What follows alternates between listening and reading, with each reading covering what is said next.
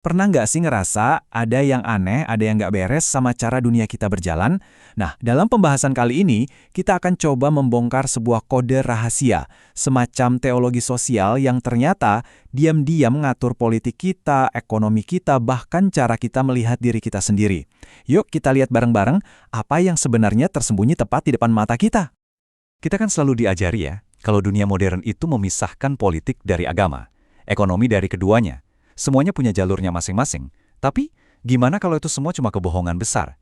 Gimana kalau semua asumsi sekuler yang kita pegang teguh itu sebenarnya adalah keyakinan teologis yang lagi menyamar? Keyakinan yang tanpa sadar mengikat kita semua.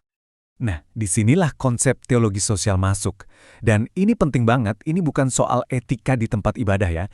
Ini adalah sebuah alat, sebuah kacamata untuk membongkar gimana sosiologi dan ekonomi modern itu sebenarnya adalah teologi yang menyamar.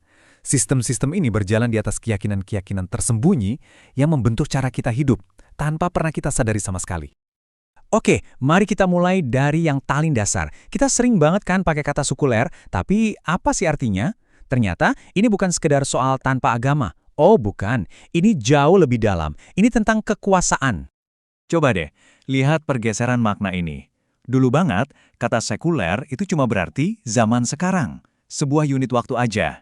Tapi kemudian, maknanya diubah total. Dia jadi sebuah ruang, sebuah arena politik dan ekonomi yang sengaja dikosongkan dari nilai-nilai agama. Pertanyaannya, kenapa?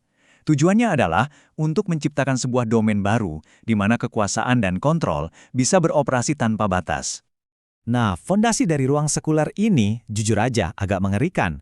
Namanya ontologi kekerasan. Ini tuh keyakinan dasar bahwa manusia itu, ya pada dasarnya egois dan penuh konflik. Terus gimana caranya biar masyarakat nggak kacau? Ya satu-satunya cara menurut pandangan ini adalah lewat paksaan. Entah itu paksaan lewat hukum negara atau paksaan dari kekuatan pasar yang terus-menerus mendorong kita untuk bersaing satu sama lain. Oke, jadi kalau kita semua dianggap saling bersaing dan egois, apa dong yang bisa menyatukan kita? Jawabannya bukan kepercayaan, bukan juga kebaikan bersama. Jawabannya ternyata adalah utang. Utang jadi semacam rantai tak terlihat yang mengikat kita semua. Dan uang jadi berhala modern yang kita sembah, yang memaksa setiap orang untuk tunduk pada logika pasar yang seringkali tanpa ampun. Cara pandang dunia yang seperti ini bukan cuma mengubah masyarakat loh, tapi juga mengubah kita. Ini menciptakan semacam perang di dalam diri kita sendiri tentang siapa kita sebenarnya.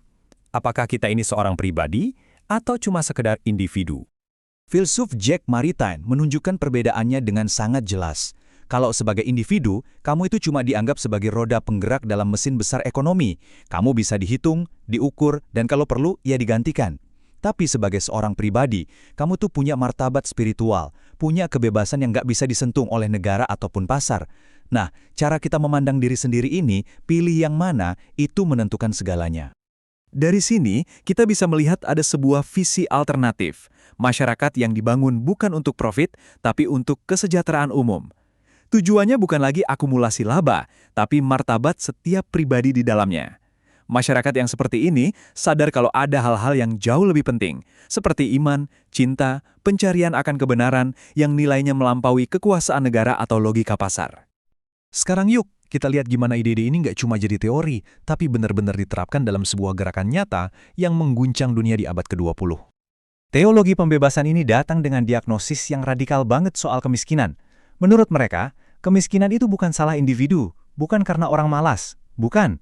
Kemiskinan adalah hasil dari apa yang mereka sebut dosa struktural, sebuah ketidakadilan yang sudah tertanam, sudah jadi bagian dari sistem ekonomi dan politik kita. Dan jalan keluarnya pun jelas. Langkah pertama, identifikasi dan sebutkan dengan jelas sistem apa yang menindas. Kedua, ambil sikap, berpihak pada kaum miskin dalam perjuangan mereka. Dan yang paling penting, langkah ketiga, berdayakan mereka untuk bisa membaca dunia mereka sendiri dan akhirnya menulis ulang sejarah mereka sendiri. Ini adalah proses transformasi, dari yang tadinya cuma jadi objek, menjadi subjek atas takdir mereka.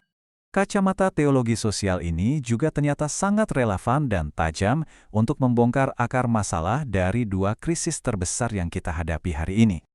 Coba kita renungkan kutipan dari teolog feminis Mary Daly ini. Dalam banget ya. Jika Tuhan adalah laki-laki, maka laki-laki adalah Tuhan. Wow, Dia menunjukkan gimana teologi yang patriarkal, yang menggambarkan Tuhan secara maskulin, secara langsung dipakai untuk melegitimasi dominasi laki-laki di semua aspek masyarakat. Bahasa suci jadi pembenaran untuk kekuasaan duniawi. Nah, hal yang sama juga terjadi pada krisis ekologi. Sejarawan Lynn White Jr. berpendapat bahwa krisis lingkungan kita itu akarnya ada di teologi yang keliru. Sebuah teologi yang terlalu antroposentris, yang memisahkan manusia dari alam, dan akhirnya mengubah bumi dari ciptaan yang sakral menjadi sekedar sumber daya mentah untuk dieksploitasi habis-habisan. Jadi, di sini kita dihadapkan pada dua jalan. Ada model antroposentris, di mana kita memposisikan diri sebagai tuan dan alam sebagai objek untuk dikonsumsi. Atau kita bisa memilih model Fransiskan, di mana kita melihat diri kita sebagai saudara dan saudari dari semua ciptaan, sebagai bagian dari sebuah komunitas kehidupan yang sama-sama sakral. Oke, jadi setelah kita membongkar semua ini, terus gimana? Kita mau kemana? Nah, teologi sosial nggak berhenti dikritik. Ia juga menawarkan sebuah visi alternatif yang radikal dan sejujurnya penuh harapan. Pada akhirnya, pilihannya ada di tangan kita. Kita mau terus membangun kota sekuler yang sekarang, yang fondasinya adalah kekerasan, perekat sosialnya utang dan persaingan, dan tujuannya adalah kontrol semata, atau kita mau mulai membangun sebuah kota lain. Sebuah kota yang fondasinya adalah kedamaian, perekatnya adalah anugerah dan pengampunan, dan tujuannya adalah keadilan dan pembebasan yang sejati untuk semua. Ini semua meninggalkan kita dengan satu pertanyaan besar. Kalau memang kode tersembunyi yang menjalankan dunia kita adalah kekerasan, gimana caranya kita, sebagai pribadi, bisa mulai menulis ulang kode itu? Bagaimana kita bisa mulai membangun fondasi sebuah dunia yang baru yang benar-benar didasarkan pada perdamaian? Terima kasih sudah menyimak pembahasan ini.